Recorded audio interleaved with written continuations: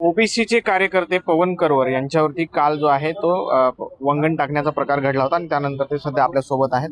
नेमकं कशामुळे हे सगळा प्रकार घडला आहे आणि त्याच्या पाठीमागचं कारण काय होतं? काहीच नाही. कालपर्यंत मी ना ओबीसी समाजासाठी संघर्ष करत होतो, लाट्याकाट्या खात होतो, लढत होतो. पण कुठंतरी न राहून मला माझ्या समाजाची वेदना मी बघतोय. राजकारणामध्ये ओबीसी मध्ये धनगर समाजाचं अस्तित्व जर बघायला गेलं तर एकदम शून्य अस्तित्व आहे. लढायला, लाट्याकाट्या खायला, संघर्ष करायला प्रत्येक गोष्टीमध्ये धनगर समाज पुढे आहे. पण मी आता काय माझा प्रश्न मांडला की धनगर समाजानं आता धनगर समाजाची बाजू घेतली पाहिजे. आणि ओबीसी मधल्या नेत्यांना सुद्धा मी प्रश्न विचारला. एक धनगर म्हणून मी तुम्हाला प्रश्न विचारतोय, धनगर समाजाचं ओबीसी मध्ये अस्तित्व काय, हा प्रश्न जर मी विचारला तर ओबीसीच्या कार्यकर्त्याला किंवा ग्राउंड लेवलच्या माणसाला, नेत्याला झोमण्यासारखं काही विषय नाही. पण हे कुठंतरी मी माझ्या समाजाची भाषा बोलायला लागलो, याच्यामुळं माझ्यावर शाही फेक झाली किंवा कालचा जे प्रकार झाला ते त्याच्यातूनच झालाय. नेमकं काय वक्तव्य केलं होतं तुम्ही त्याच्या संदर्भात? मी काहीच वक्तव्य केलं नाही. मी फक्त एक वक्तव्य केलं की धनगर समाजाने आता एसटी साठी एसटी आरक्षणाचा मुद्दा ठोसपणे हातामध्ये घेतला पाहिजे. धनगर समाजाने एक पाऊल पुढे येऊन रोडवर उतरलं पाहिजे. एसटी आरक्षणासंदर्भात आपण लढलं पाहिजे. गेली 70-75 वर्ष झालं जे आपल्याला ओबीसी म्हणून येड्यात काढण्यात येते. ओबीसी आरक्षण तर आहेच, ते कुठं जाणार नाही. पण खास नाका गेली 75 वर्ष झालं जे एसटी आरक्षण आपलं प्रलंबित आहे, हे सरकार देवेंद्र फडणवीस साहेबांनी सुद्धा नाका 2014ला सांगितलं होतं की पहिल्या कॅबिनेटमध्ये आम्ही धनगर समाजाला एसटी आरक्षण देऊ. तो सुद्धा प्रश्न मार्गी लागला नाही. या देशाचे पंतप्रधान नरेंद्र मोदीजी यांनी सुद्धा पंढरपूरच्या सभेमध्ये सांगितलं होतं की धनगर समाजाला आम्ही आरक्षण देऊ. असे प्रत्येक नेत्यांनी यायचं, धनगर समाजाला येड्यात काढायचं, यात बस झालं. हाच माझा प्रश्न आहे.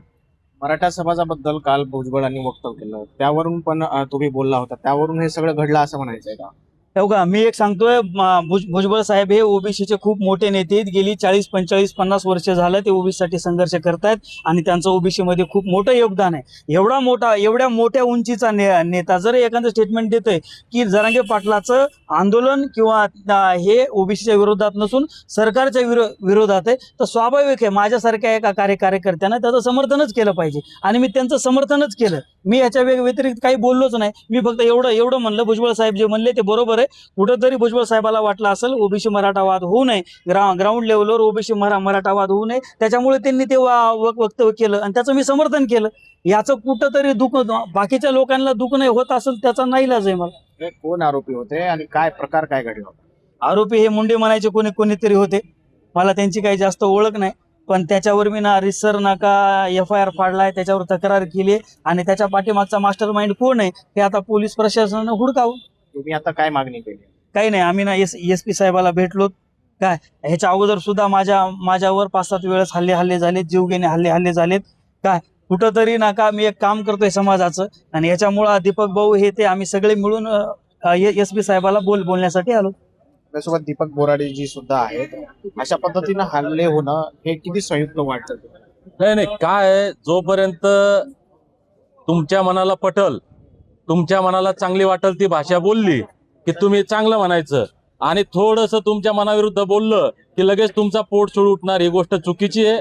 ज्या पवन करवरनं तुमची भाषा बोलताना स्वतःचा जीव धोक्यात घातला, आजही त्याच्या अंगावर 50 ठिकाणी फ्रॅक्चर असतील, आणि काल तो स्वतःची भाषा बोलतो, स्वतःच्या समाजाच्या भल्याची भाषा बोलतो, धनगरांच्या कल्याणाची भाषा बोलतो, त्यावेळेस तुमचं पोट दुखण्याचं कारण काय?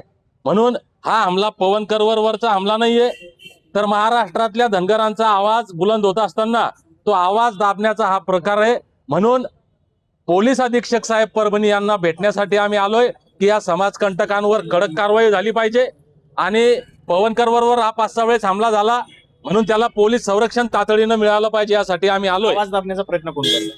आवाज दाबण्याचा प्रयत्न आता खरं म्हणजे दुर्दैव आहे धनगरांचं.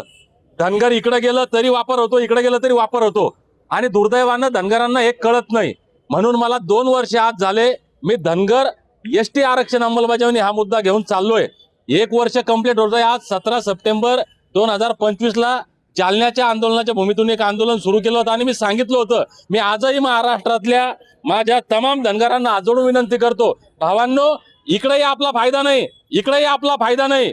धनगरांच्या लेकरा बाळांचं कल्याण फक्त आणि फक्त एसटी आरक्षण अंमलबजावणीमध्ये. त्याच्यामुळं याच्या त्याच्या नादी लागून, याच्या त्याच्या बैठाव्यात येऊन याच्या त्याच्या षडयंत्राला बळी पडून आपल्या लेकरा बाळांचं वाटोळं करण्याचे भागीदार स्वतः होऊ नका.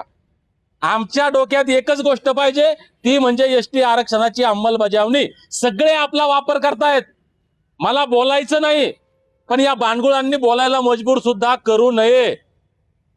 धनगर भोळा आहे, आडाणी नाही, येडा नाही. धनगर भोळा आहे, पण त्याला तिसरा डोळा आहे. आणि कृपा करून बांडगुळांनो, समाज कंटकांनो, आम्हाला तिसरा डोळा उघडायला लावू नका. मी फक्त आणि फक्त धनगर एसटी आरक्षण अंमलबजावणीची भाषा बोलतो.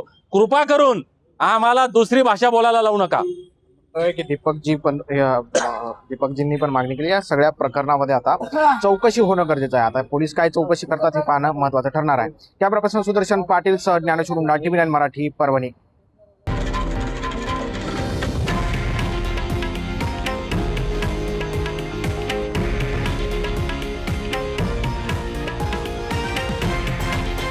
हे आहे देशातील नंबर 1 न्यूज नेटवर्क आणि आपण पाहत आहात TV9 मराठी, एकमेव.